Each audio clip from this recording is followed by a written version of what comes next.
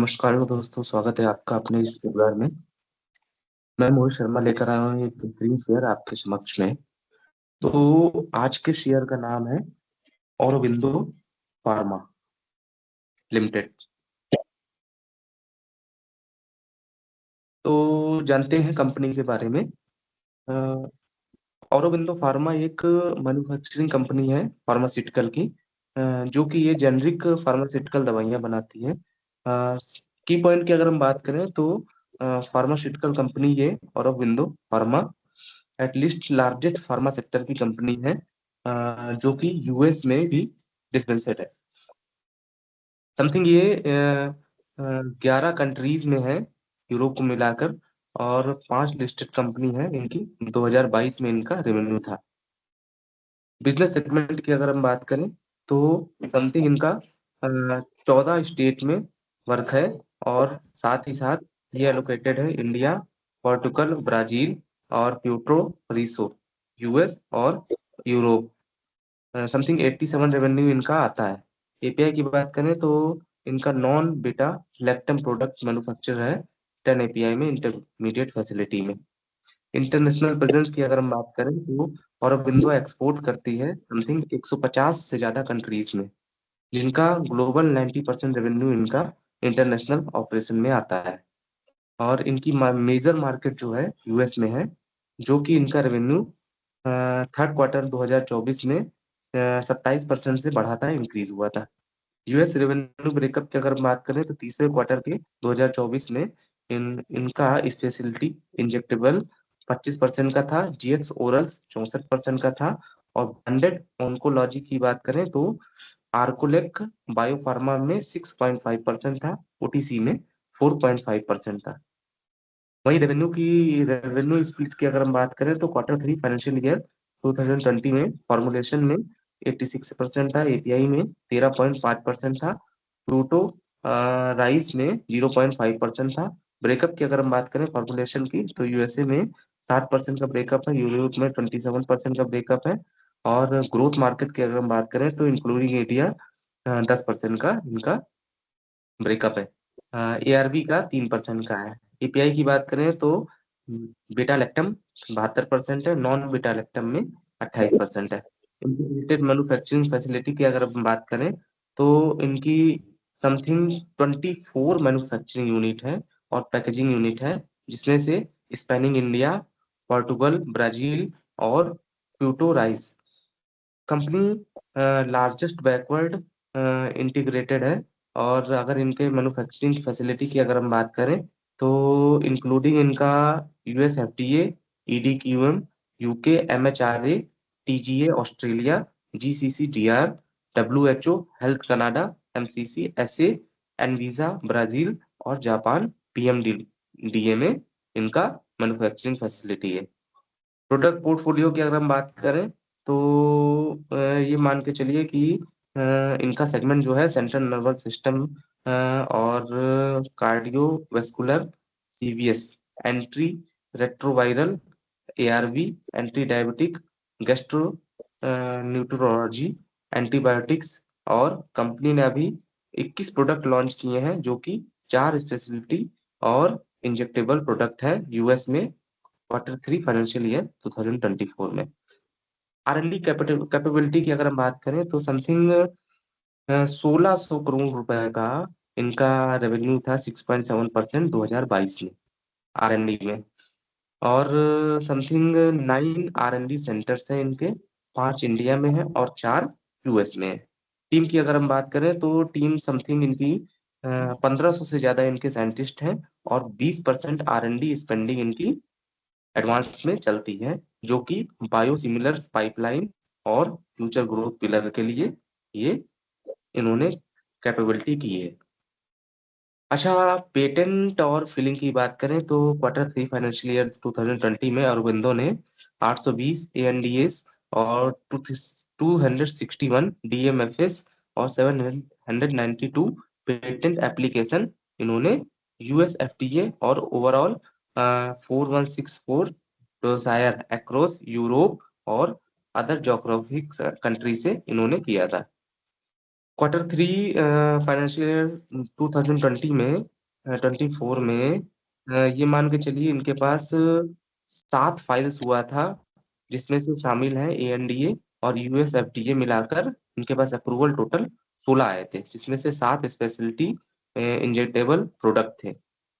अच्छा, क्यूराटेक बायोजिक्स की अगर बात करें तो इसमें समथिंग इनका पाइपलाइन था 14 बायोसिमिलर्स का, और इनकी जो मार्केट थी उनका $50 बिलियन था। इसके बाद आते हैं थेरा 9 बायोजिक्स प्राइवेट लिमिटेड की अगर हम बात करें तो ये मान के चलिए कि इनका जो सेल कल्चर प्रोडक्ट है इन्होंने मैन्युफैक्चरिंग किया था, और जिसमें से अपकमिंग आते हैं बोरा, पाटला और हैदराबाद।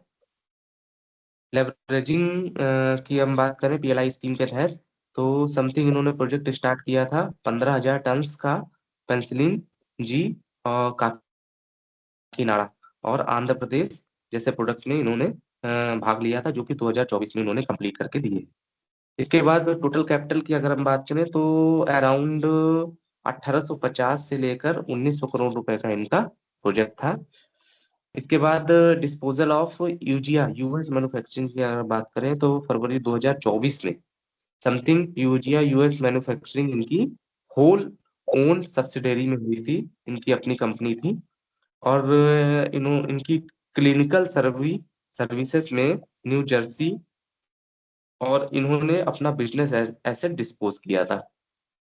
अगर उस मामले में अगर हम बात करें तो ये मान के चलिए कि ऐसे लीज पेमेंट इनका US डॉलर में था 58 का, और मैन्युफैक्चरिंग इनकी अच्छी खासी थी।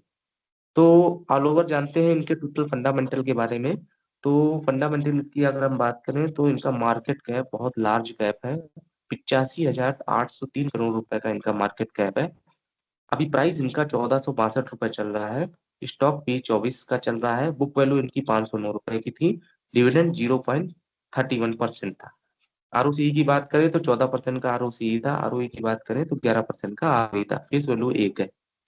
एक नजर चार्ट की तरफ मारते हैं तो एक महीने में चार्ट कुछ इस तरीके का था, वहीं 6 महीने की बात करें तो इस तरीके का था। एक साल की अगर हम बात करें तो इस तरीके का था, हाई ग्रोथ में था। 3 साल में भी हाई ग्रोथ में था। इसके बाद 5 साल की बात करें तो 5 साल में टॉप बॉटम का ग्रोथ दिखा रहा है। वहीं 10 साल की बात करें तो 10 साल में भी अच्छा ग्रोथ दिखा रहा है।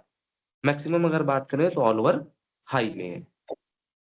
उसकी अगर हम बात करें तो कंपनी ने अच्छा डिविडेंड पे आउट किया है 17% का।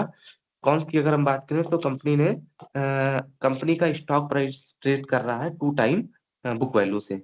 अगर हम इनके सेल्स ग्रोथ की अगर हम बात करें तो 8.19 इनकी ओवर 5 साल में सेल्स ग्रोथ है।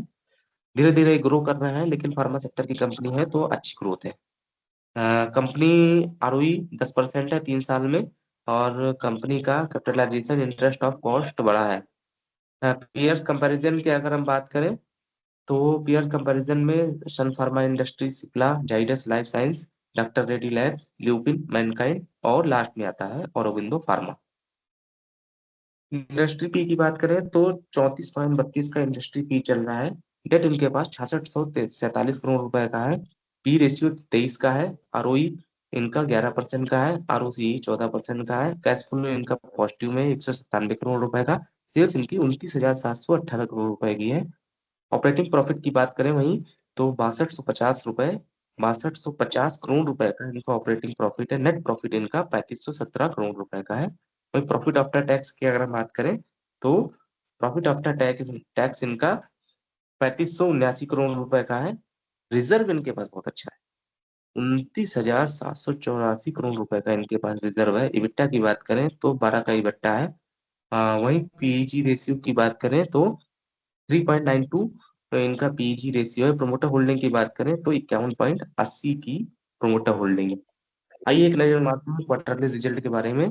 तो जून 2021 में इनकी सेल्स 5702 करोड़ रुपए की थी। क्वार्टर बाई क्वार्टर अगर सेल्स ग्रोथ देखें तो जून 2024 में एक क्वार्टर की सेल इनकी 7567 करोड़ रुपए की थी।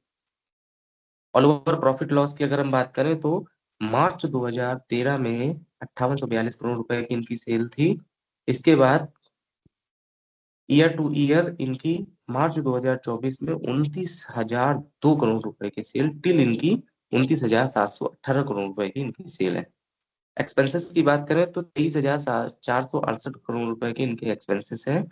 वहीं ऑपरेटिंग प्रॉफिट की अगर हम बात करें तो 6250 करोड़ रुपए का इनका ऑपरेटिंग प्रॉफिट है। नेट प्रॉफिट इनका 3517 करोड़ रुपए का है। और ऑल ओवर अगर हम देखें तो कंपाउंडेड सेल्स ग्रोथ इनकी 10 साल में 14% की है। प्रॉफिट ग्रोथ इनकी 11% की है 10 साल में। स्टॉक प्राइस CAGR 10 साल में 14% का है। वहीं आरओई की बात करें तो 10 साल में 16% का आरओई इन्होंने एवरेज दिया है। बैलेंस शीट देखते हैं एक नजर पे। तो बैलेंस शीट के बारे में हम बता दे रहे हैं। 2013 में इनके पास रिजर्व 2577 करोड़ रुपए का था, जो कि बढ़ते हुए 5 मार्च 2024 में 29,784 करोड़ रुपए का है। दोस्तों एक चीज ध्यान रखिएगा कि हमेशा कभी भी किसी भी शेयर की एनालिसिस करिए तो कंपनी के डेट से कंपनी का रिजर्व हमेशा ज्यादा होना चाहिए। तो आगे बढ़ते हैं। टोटल एसेट की बात करें तो 7273 करोड़ रुपए का टोटल एसेट है, जो कि मार्च 2024 में 44,717 करोड़ रुपए का हो गया है। कैश फ्लो की बात करें तो नेट कैश फ्लो इनका 1007 है माइनस में। और एक्टिविटी इनकी फाइनेंशियल अच्छी है, 800 करोड़ रुपए की है। वहीं ऑल ओवर रेशियो की बात करें तो डेब्टर डेज इनके मार्च 2013 में 100 डेज के थे, जो कि इन्होंने रिड्यूस करके मार्च 2024 में 61 दिन के कर लिए हैं। ये भी अच्छा संकेत है। ऑल ओवर आरओसीई की बात करें तो मार्च 2013 में 11% का आरओसीई था, जो कि मार्च 2024 में 14% का था। ऑन एन एवरेज इनका आरओसीई ठीक चल रहा है। वही शेयर होल्डिंग पैटर्न की अगर हम बात करें तो शेयर होल्डिंग पैटर्न में प्रोमोटर होल्डिंग इनकी 51% की।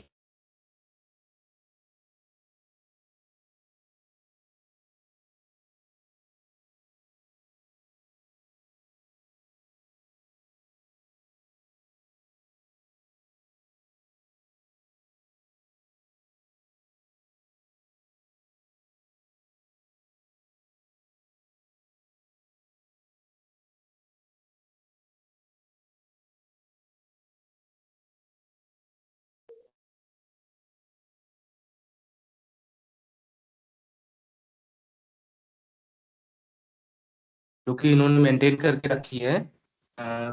एकदम अच्छे प्रोमोटर होल्डिंग के साथ इनके हैं। जो पॉइंट परसेंट की थी, जो कि 2.6% हो गई है। तो के साथ स्टेक होल्डिंग है। तो ऑलमोस्ट अगर हम बात करें तो हम इनको रेट करना चाहेंगे 10 में से 9, जो कि जो है सबसे ज्यादा रेटिंग है। तो एक बार अपने एनालिसिस को जरूर करें और करने के बाद और भी देखें कंपनी के बारे में जानें। और फार्मा सेक्टर इसमें बहुत ही हाई ग्रोथ है। और मेरा तो मानना यही है कि आप शेयर को चेक करके अच्छे से इसका प्राइस लगाकर चेक करके वो खरीदें। बाकी आपसे यही शुभकामनाएं हैं कि शेयर को आप अच्छी तरीके से जांच लें और जांचने के बाद ही आप इसको खरीदें। तो दोस्तों वो कहते हैं ना कि मन की समृद्धि अच्छी होती है, धन की नहीं। क्योंकि धन की समृद्धि अहंकार देती है और मन की समृद्धि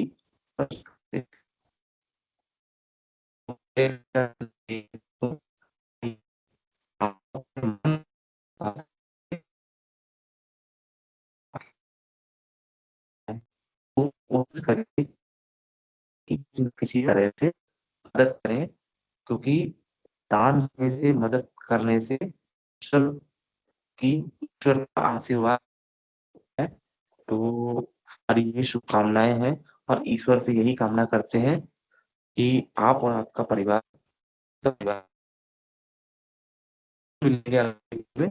एक नए वीडियो के साथ शेयर करेंगे। नमस्कार, धन्यवाद। जय हिंद, जय भारत। हर हर महादेव।